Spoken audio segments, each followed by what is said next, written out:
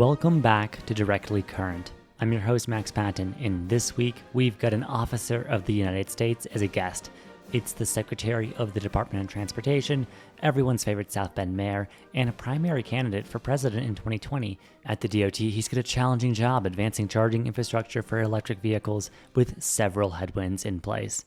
NEVI, short for the National Electric Vehicle Infrastructure Act, is a big policy item, and it's proven slow-moving and frustrated many despite having a large budget and being in place for several years. Today, I'm going to ask the Secretary how NEVI is going and why the progress has been so slow, and what the near future might look like for the program. Also, believe it or not, he doesn't expect nor want everyone to be driving an EV tomorrow. One disclaimer, if you're hoping to hear the Secretary dish his thoughts on the presidential election, please understand he's limited by the Hatch Act and can't comment on ongoing campaigns, so this is strictly a policy conversation, although it's not one you're going to want to miss. So, without further delay, let's welcome Secretary Buttigieg. I know you've just gotten back off the back of two hurricanes happening between Milton and Helene, and that's a lot going on, so just big thank you that you're here. There's been so much hurricane misinformation out there. We could talk about that on another time. However, another topic that there's a lot of misinformation circulated about is EVs. And I know that's a big policy goal for the DOT and the federal government at the moment. One of the things I've been really happy to see, and I speak for many of my colleagues too, is how good of a communicator you are at getting to EVs without invoking the kind of partisan trap that they've formed. How do you do that? I think you start with the fact that the benefits of this technology aren't partisan, right? You don't have to be a Democrat or Republican to want to save money at the pump. You don't have to be a Democrat or Republican to want a vehicle that has less maintenance needs and fewer moving parts and less fluids going into it. And you definitely don't have to be a Democrat or Republican to care about making sure that this really important future of the auto industry is made in America and not in some other country. I'm really concerned about how the last administration allowed China to build an advantage in EVs. And China's not doing that because there's big level of green commitment to the Chinese Communist Party. They're doing it because it is part of their economic security strategy to try to corner the market in what is clearly the future of the automotive industry. We ought to be leading on that. We have been finally these last few years. We got to keep that going. So these are things that I think we can talk about regardless of partisanship. And look, the reality of our times is literally anything can turn into a partisan issue, even when it really should. But this is one in particular that I think doesn't have to be. And I think we really need to lean into that to help the American economy see the benefits of a technology that we're working every day to make more affordable and to make sure it's made in America. Yeah, no, that's a great way to put it. One, I drive an EV, and it's not altruistically as much as the environmental benefit might be nice. There's lots of things that are nice about that. But I think what you seized on is really important for a lot of Americans to understand the job story. And that's unfortunately, to my eyes in the media, not been reported well enough. Why do you think that is? How do you think the job story with EVs, building them here, can be promoted? This is really personal to me because of where I come from. People know about South Bend, Indiana, maybe being where Notre Dame is, but Notre Dame's not even in the city limits. My hometown where I grew up, more than anything else, was shaped by being the hometown of the Studebaker car company. That company went out of business in 1963, and our city was still licking its wounds from that when I became mayor in the year 2011, 2012, and our per capita income as a city was $19,000 per person. When I was going to school as a kid, I didn't know that it was unusual to pass by acres and acres of collapsing factory buildings that had been empty for decades. That was just the landscape of the community I grew up in. So I know what it means when you have a community lose its big employer. And part of why Studebaker collapsed was that they couldn't innovate. They weren't keeping up with the times and the trends and the developments in the automotive industry. So it's so important not to allow that to happen to other auto communities. But there's also the upside, the other side of it. So what's happening right now isn't just preventing the harm of falling behind. It's feeling the benefits of getting ahead. For example, in St. Joe County, Indiana, where I grew up, there is a $3.5 billion battery factory going up. Just the building trades jobs alone of building it are off the charts. And it will bring an estimated 1,600 jobs when it is producing EV battery elements for GM. I saw a similar facility in Howard County, Indiana. There's one in Lansing, Michigan going up. I've been to construction sites in Kansas and Kentucky. So this is not a red state, blue state thing either. This is all over the country and especially in the industrial Midwestern heartland. Sometimes good news is no news. And so the fact that this is happening doesn't get as much attention as whatever silly controversy gets whipped up. But the reality is this is creating good paying jobs even before the factories open. It's part of why we have record level factory construction going on. And then when the factories open, of course, the good paying union construction jobs that are playing out in those facilities will be not just making cars, but making livelihoods for so many people in America. Yeah, you see so many positive examples of this, some of which are undertaken. I know Rivian's doing work in Illinois, and you're seeing this revitalization, in particular of the Midwest, but also southern states, from building battery plants, building EVs there. That manufacturing story, though, requires a lot of capital expenditure. And for many folks, that's where they argue the role of DOT and the role of government would be to step in. But there's also critiques of we're spending all this money on subsidies, we're spending all this money upfront to incentivize people to buy EVs through the form of an IRA, clean vehicle credit. How do you respond to those kind of criticisms that this is really expensive to get going? But that's exactly why it's so important that we make investments early. Yes, we are investing federally to make sure that America wins in this industry. Because I'll tell you what, our competitors around the world are definitely investing, right? We're not going to fight this with one hand tied behind our back. China's making huge investments because they want to capture this market. We shouldn't be afraid to do that.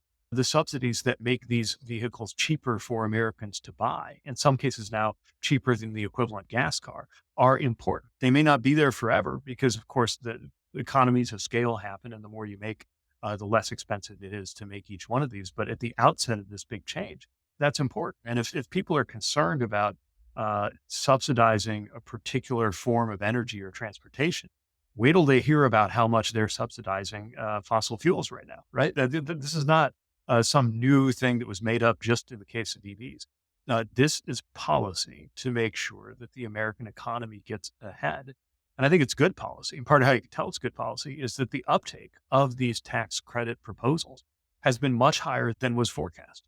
Yeah, there was some really positive news about that. I believe it was $2 billion was dispensed to buyers of electric vehicles collectively. It's funny, the Tesla CEO always talks about they don't need subsidies to sell their vehicles. They're all the more happy to advertise them on their website. It makes already affordable vehicles very in reach for lots of people. I think that's personally wonderful to see.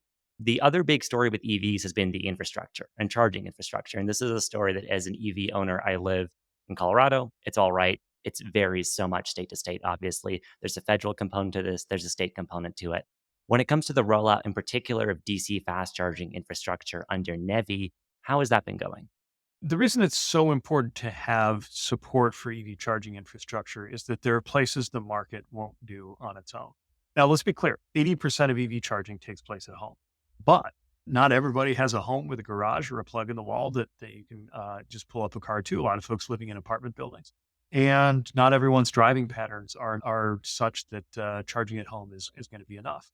Now, the number of EV chargers available to the public in this country has roughly doubled since the Biden-Harris administration arrived. It's up to about 190,000 chargers last time I checked. That's been propelled by the private sector. But there are gaps where it is not profitable, or at least it's not profitable yet, to put in a charger, but it's really important to have them there in order to make sure people can access the benefits of an EV and in order to make sure that we have a full network. That's where this program, the NEVI program, it comes in. And it is largely done through the states. Most of it is formula funds going out to the states to put in chargers. There's also a discretionary program where we're directly selecting projects. It's up and running. This is one of the newest and most complex programs created out of the dozens of transportation programs that are in the president's infrastructure package. But it's one of the ones we're most excited about. And the whole goal is to help get toward the president's goal that by the end of this decade, we have 500,000 chargers available around the country. The first handful of chargers are already built, though most of this will happen in the second half of this decade because we're still building both the funding infrastructure to get the dollars out to the states and then often utility infrastructure. This is not as simple as just a plug in the wall. This often requires a lot of site work. States have been working through how to do that. But we are, within the next few months, we'll see the first few hundred chargers up. as we build toward thousands of chargers by the end of the next year or two, and then getting into the tens of thousands that contribute to that goal of, again, 500,000 chargers by the end of this decade. Yeah, it's a really exciting thing to see as an EV owner. Nonetheless, obviously it requires a lot of upfront, up ahead time investment with utility companies working with many stakeholders, working with DOE and everyone else to get this off the ground. I've spoken with lots of EV drivers on my own road trips who are not very happy with the way their state maybe has allocated funds given to them by the government or their own funds or just managed EV infrastructure in general. To those people who live in those states, what can you advise they do if they're frustrated with a slow rollout? I can tell you that we're engaging the states to make sure that they keep making progress, that these chargers get built, even as we respect the fact that it's a complicated process for the states, and that some states are more enthusiastic than others. I guess what I would urge you, if this impacts you, if you're affected by this, I would urge you to engage your state. Let them know this is a priority. That right alongside more traditional transportation priorities, it's important to you that they get this done, because I think, frankly, they will be at least as responsive or more to hearing from the state's own residents as hearing from somebody like me breathing down their neck from Washington. Of course, we want them to accelerate and move quickly, and we're going to do everything we can to help them. But ultimately, they're accountable. State leaders are accountable to people in the states. Make your voice heard and let your state leadership know that this is important to you. Yeah, selfishly, I would love to see it for the road trips west through Utah and everywhere else, and I'm sure so many citizens would as well. You have these beautiful national parks and places people want to visit, and right now for EV owners, it would be great to make that more accessible. I think between NEVI, between this work that's being done, between private movement in the industry, coalescence around the Tesla cable, the supercharging network, and the existing CCS network somewhat integrating, there's a lot of positive news there. You mentioned this earlier, though most EV charging is done at home. That's because most EV chargers have the opportunity to do it at home. Most EV owners, I should say. But many EV owners live in multi-family unit complexes in apartments, and level two is more complicated there. And you can say, okay, if there's a nearby fast charger, they can go and do that. It's a lot like a gas station. But for me, one of the best benefits of an EV is that convenience of plugging it in overnight or for some period of time and not worrying about it. Is there anything DOT is doing on the level two slower charging story? Yeah, so this is why we also have community charging infrastructure funds, and they can help with the deployment of these chargers. Often when we talk about where there needs to be federal support subsidy, you're picturing that long stretch of highway in Wyoming, and that's one example. But also an apartment building in the middle of a city, an area where the economics are such that people would definitely benefit from access to EV charging, but it hasn't yet proven to be profitable for the companies that are doing the bulk of the building. That's exactly where we think some policy support comes in and is needed. As you mentioned, we're also seeing a moment in terms of the connectors where I think we're graduating from our sort of VHS versus beta phase in the standards and the interoperability of these chargers. That's still happening, but it's increasingly happening. And I think that's going to be really important too. So these pieces are coming into place. One other thing I want to mention, obviously, I'm enthusiastic about what this technology means. We're working to make sure that it's adopted quickly, both for reasons of economic security for the country and for climate reasons. But we're not out there saying that everybody is going to find this is the right answer for them this year. Okay, we don't have, even if that was going to happen, we wouldn't be ready. And we're not saying that we are. The idea is to make sure that we make a swift enough transition. The goal is about half and half on new sales by the end of the decade. But it may be based on where you live, or if you're routinely driving 300 miles in the desert, which not a lot of people do, but some people do, or for whatever set of reasons, maybe this isn't right for you. That's okay. We're not saying this is right for everybody today. And what we are saying is if you're interested, we're working to make sure that it's easier to afford and easier to charge. Yeah, I'm so glad you brought that up because there is this, I think, bad faith argument that comes around that the idea is that the government wants to impose every duty cycle be electric tomorrow, which is just, as Right. you said, not realistic, not really where things are going.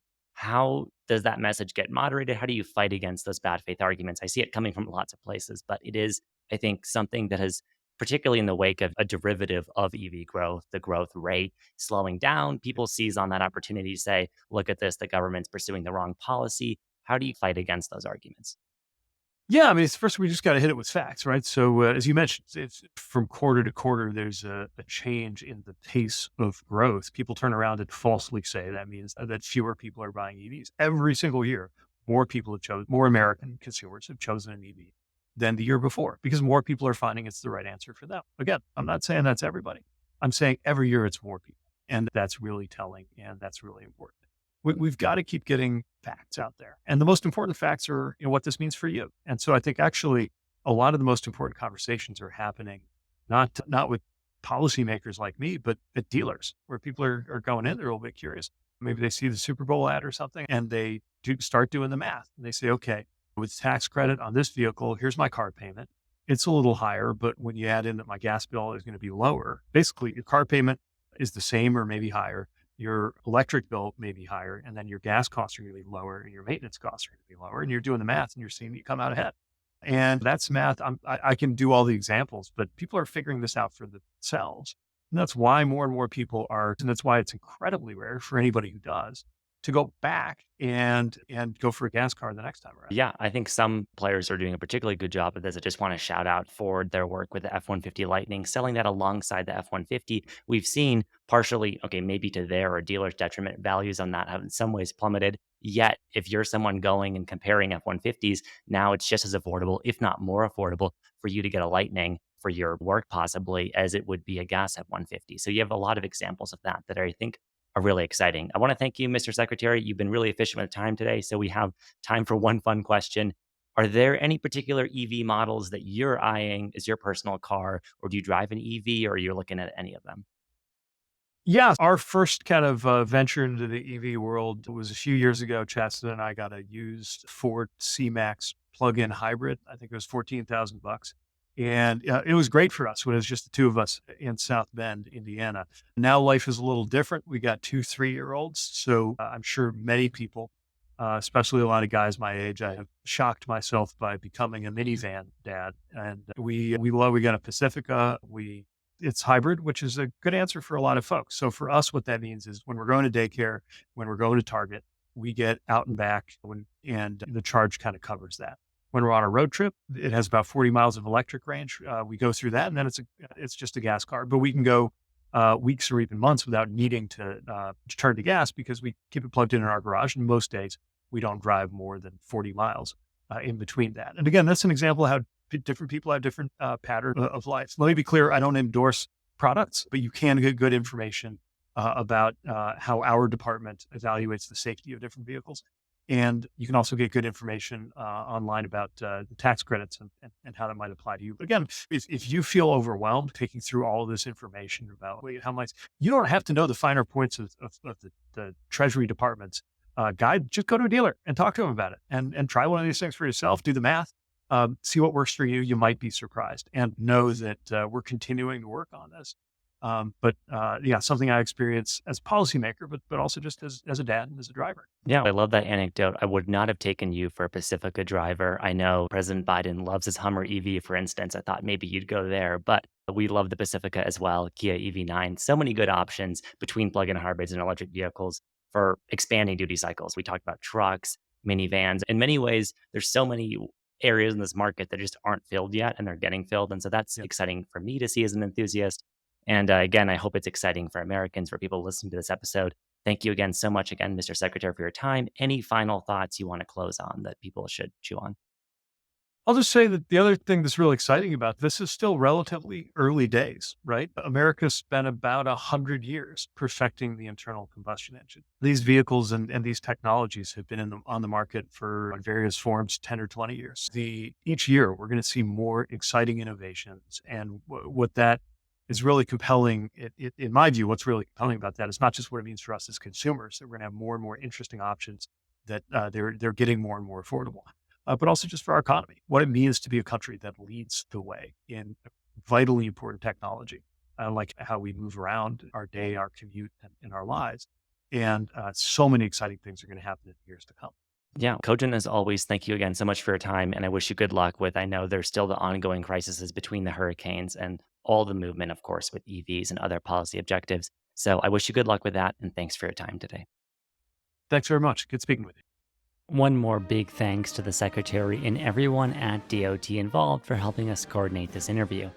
It's because of listeners like you that we're even able to speak to people in power, so if you want more conversations like this with folks in government, industry, and beyond, you can help us out hugely by subscribing in your podcast app of choice to Directly Current. We're everywhere you listen, between Spotify, Apple, YouTube, and more. If we're not anywhere, please let us know.